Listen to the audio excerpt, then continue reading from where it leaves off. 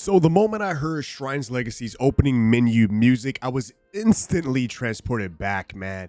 Even the music just takes you straight back to the 80s and 90s when JRPGs just had the most beautiful, iconic 16-bit soundtracks.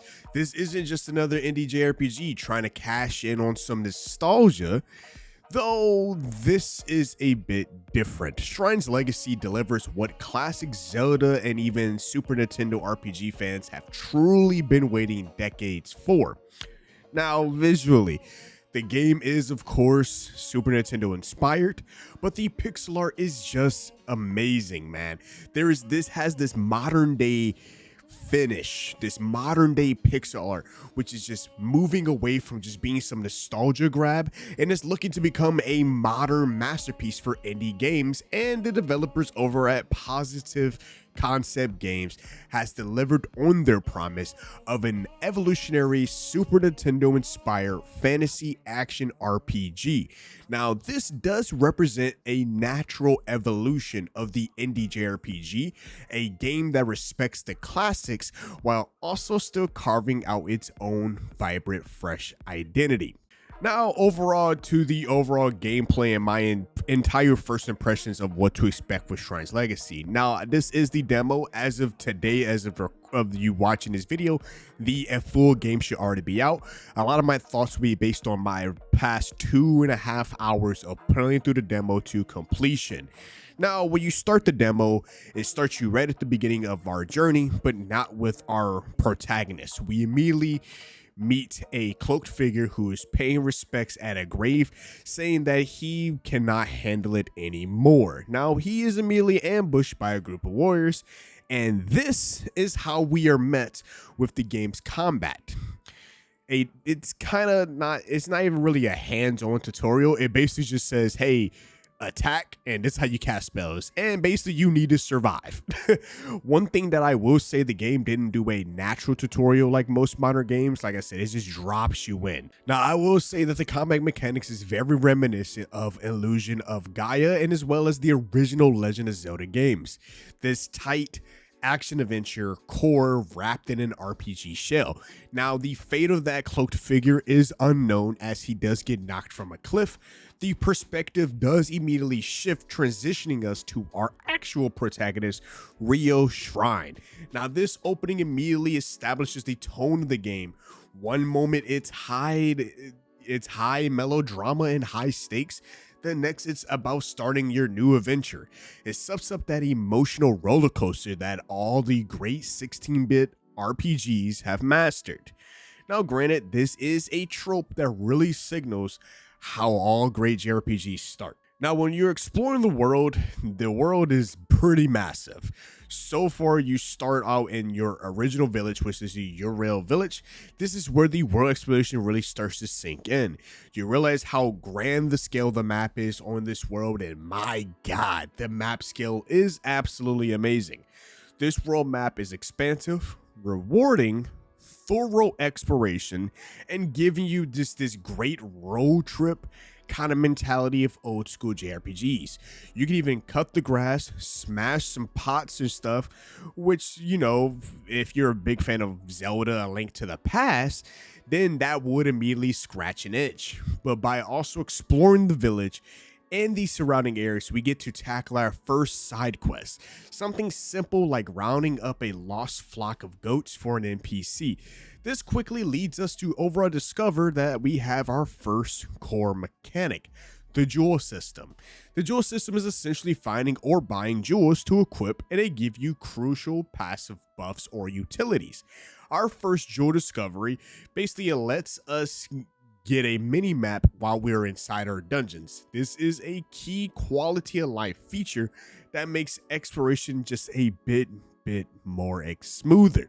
Now, overall, the jewel system is pretty deep, as it can go. Granted, you don't get too much information in the first 2.5 hours, but just by taking a gander at it, it definitely isn't some throwaway stuff. Essentially, these are passive buffs that actually matter. You can slot things like to be able to see display enemy health bars. Since each jewel takes up a certain number of slots, you have to be strategic about what you equip. Then we have our second major mechanic, which is the magic system. Theoretically, we get a breakthrough in the narrative when we acquire the Ice Gem from Rayma. Installing this gem into the legendary Sword of Shrine immediately allows us to wield the ice magic spell. Now, this magic is overall your toolkit for combat and puzzles, allowing you to freeze blocks for platforms or switches, just like Link's items in classic Zelda games. And finally, we also get our companion, which, like I said, is the mysterious mage Rayma Narone. She can help us fight as the ranged mage in combat, but what's even greater is that in single player, you can actually swap places and main her instead at any time. Now, you heard me right, in single player, because the folks over at Positive Concept Games thought it was a great idea to add some good old-fashioned couch co-op. Now, the whole experience is built around two heroes. You can even play the entire campaign co-op with a friend, which is definitely a huge plus for a game in this genre. Now, in this particular demo, we actually come across three particular boss fights. First boss fight, you would get when you're in the Calico Forest, which is the first full dungeon. This is a structured real-time combat and element-based puzzles. All that preparation leads us to our first major boss, which is the Mammoth Jelly. Now, this is the individual that is responsible for all the jelly in the area, and basically his fight was pure mechanical genius. He was invincible up until it bursts another jelly that is vulnerable to ice. You must use your ice magic, learn from those earlier puzzles to knock off his armor and deal some extra damage. This is a smart way to teach players that the puzzles you solved prior or the dungeon you are part of, pay a little bit more attention, because that has a hint on what the boss may have. Now, fighting off the other major boss in the game right before you beat the demo, the mask, right? That entire area has something similar to the mask of that boss. And it's just something that I find really cool, and I like that it actually has that tad bit of flair to help us beat the boss. It forces you to really think. Now, of course, once we defeat that Mammoth Jelly, we acquire the next gem, which is the Fire Gem, allowing us to wield fire magic. And then because Rayma is she's a mage, she can basically learn whatever magic we learn, allowing us to interchangeably dual wield elemental power. And of course, one key technical note for everyone, the game does not have an autosave functionality, so you must use the save points and save constantly. And don't be that guy who, loses, 2 hours of dungeon progress because you decide not to save. Now, one thing I do want to take note about the saving, when it comes to swapping out different jewels and stuff, you must go to a save point. You cannot swap out jewels in your menu. I really wish that was a little bit, I wish we could do that. That would make life a little bit easier. So it's forcing you to hold whatever buffs you have or anything of that nature until you get to a save point, which could be a while between each point. So it's my small little critique, but it's nothing too crazy. With the 2 hours of gameplay, I didn't really do too much with some like the potions that I learned that you can get. I didn't do too much with even the jewels, because you really only get 2. You, of course, could save up and farm coins to buy more jewels, but overall, that is a nice, sweet, like little thing to keep in mind when it comes to these gems. Now, let's talk a little bit about the characters, man, the cast. The atmosphere that they create is absolutely fantastic. So we got to talk about, of course, the big bad, the villain. This guy name is Aklor. Now, this is the famed entity that Ryo's ancestors talked about. When he makes his appearance, you feel his dark presence. Even the dialogue sound effects supports this.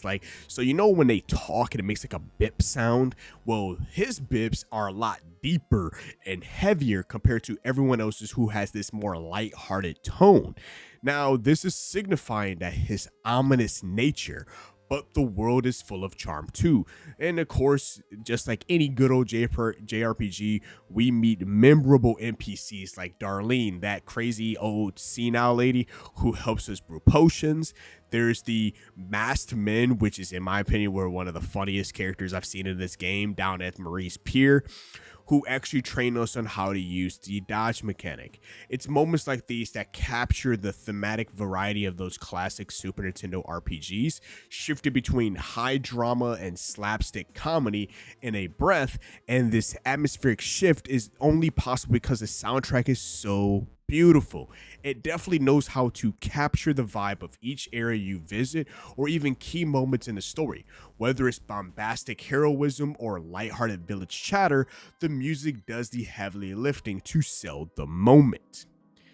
And of course, with this demo, some of my final thoughts overall, the demo is just beginning, man. As I said, and the game comes out fully today, and with the ice and fire gems in hand, we end up going to the next island, which is Grunus Island, where the area feared by most villagers due to that deadly beast that resides there, as named Grunus.